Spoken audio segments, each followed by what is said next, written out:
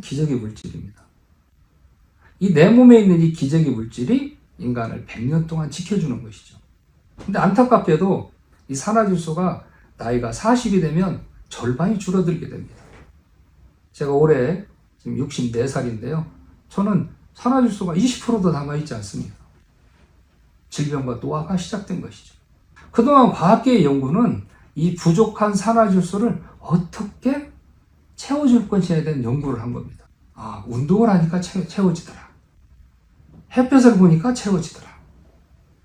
그런데 이 운동과 햇볕은 우리 몸에 있는 산화질소를 쓰게 되는 소모형입니다.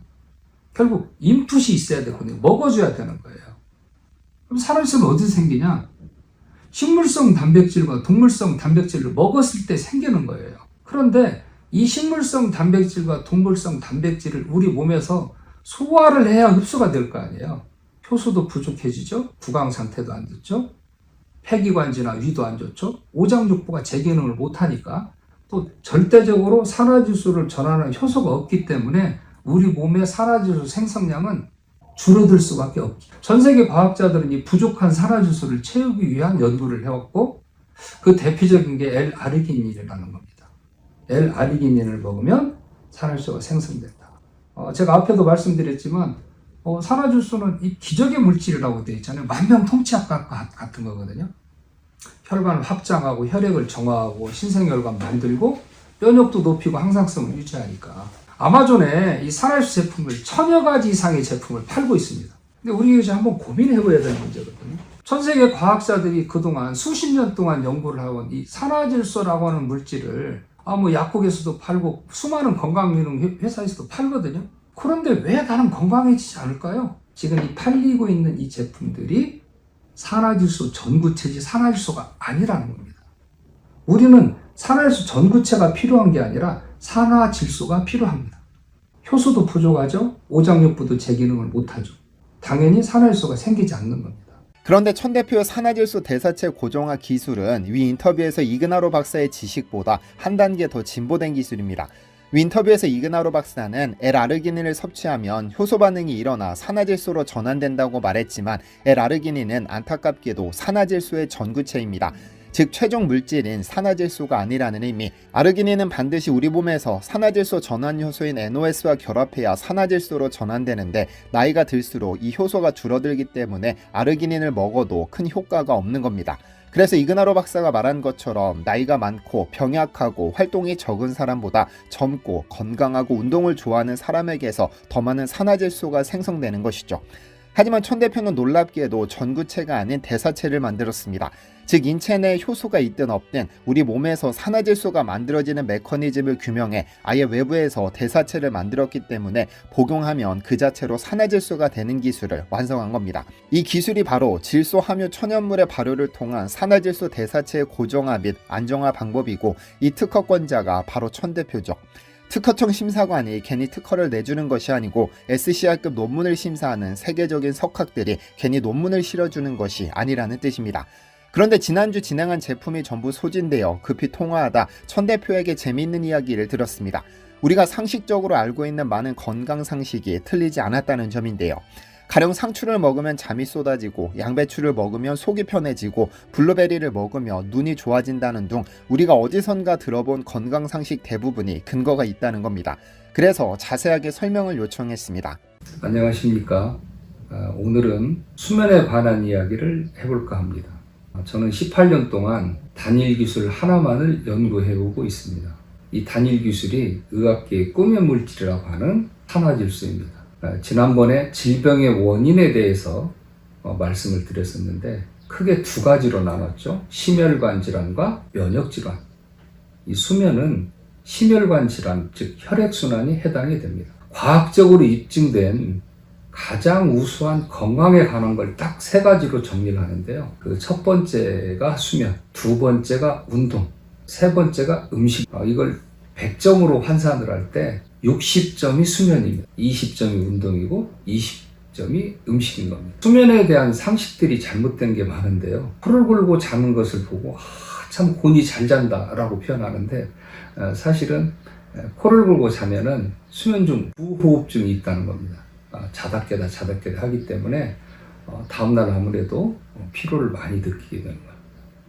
또 한 가지 잘못된 상식은 술을 먹으면 잠을 잘 잔다라고 생각을 하고 술을 많이 드시는 분들이 있는데 술은 인면에 도움이 되는 것이지 숙면에 도움이 되지 않습니다.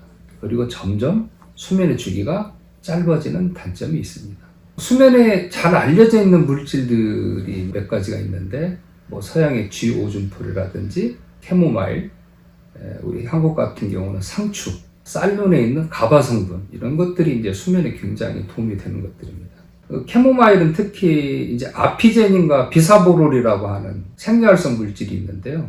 이 아피제닌은 수면의 주기를 개선해주고 비사보롤은 항염증 기능이 있습니다. 우리 몸의 염증은 수많은 문제를 일으킵니다. 류마티스 관절염, 퇴행성 관절염, 각종 자가면역 질환, 암, 치매, 파킨슨이 주 원인이 이 염증입니다. 이 염증이 있으면 몸이 긴장되는 거죠. 이 항염증 기능이 있다 그러면 몸의 긴장을 풀어주고 이완을 시키기 때문에 정신적으로 굉장히 안정이 됩니다. 상추는 잘 아시는 것처럼 이렇게 잘랐을 때 딱 나오는 하얀 진이 있는데요. 락투신 또는 락튜카륨이라고 하는 수면에 좋은 물질로 알려져 있습니다. 이 상추와 캐모마일은 이 물질만 있는 게 아니라 각종 비타민 종류 등 수많은 생리활성 물질들이 있는데 현대 과학으로 이걸 한번 검증을 해보니까 이 물질 하나당 5,000가지 이상의 생리활성 물질이 있다고 밝혀진 겁니다.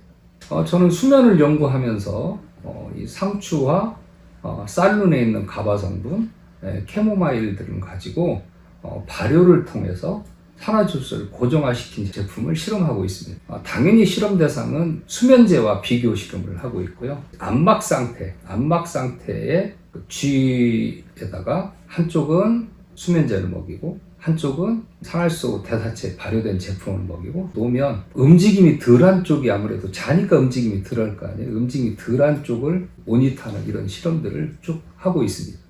그간 상추는 삼겹살을 싸서 먹는 너무 평범한 채소로 인식됐습니다만 이 상추라는 채소는 누군가에게는 수천만 원을 주더라도 고치고 싶은 고통의 해결책이기도 합니다. 불면증 환자들인데요.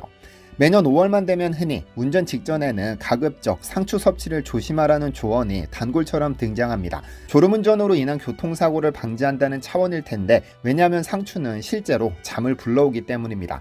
이는 상추에 함유된 락투신 또는 락트카륨이라는 성분의 작용인데 상추의 줄기를 꺾어보면 하얀 진액을 볼 수 있고 이 진액에 락투신이 다량으로 함유되어 있죠. 그리고 이 성분은 중추신경계에 작용해 진통 완화 및 심신을 안정시키는 역할을 해 졸음을 부립니다. 상추 1g당 0.03mg의 락투신을 함유한 것으로 알려져 있죠. 혹시 여러분은 쉽게 잠이 들지 못하거나 밤새 뜬 눈으로 지새우는 등 불면증을 경험해 본 적이 있으신가요?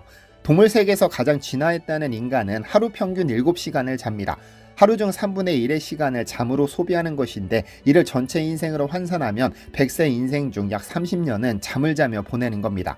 깨어있는 나머지 시간에 우리는 돈을 벌고 사회활동을 하고 식량을 얻고 자손을 번식하는 데 비해 잠자는 시간 동안은 아무것도 하지 않고 오로지 잠만 잡니다.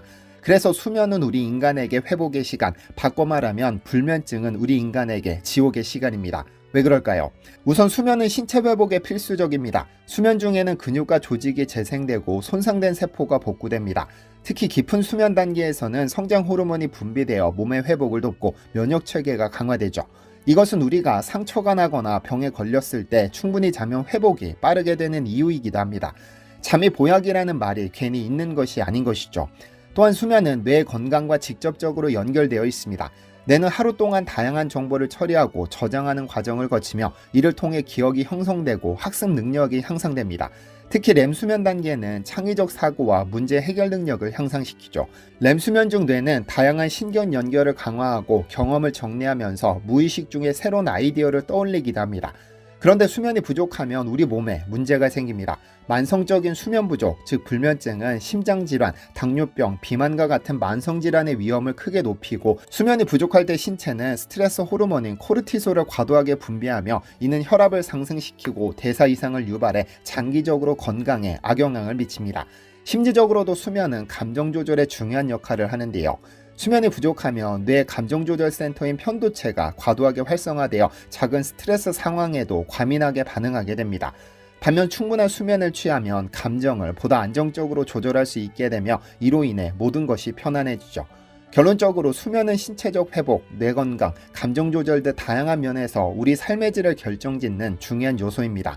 그러니까 잘 자는 것은 단순한 휴식이 아니라 건강과 행복을 지키는 필수적인 과정인 겁니다.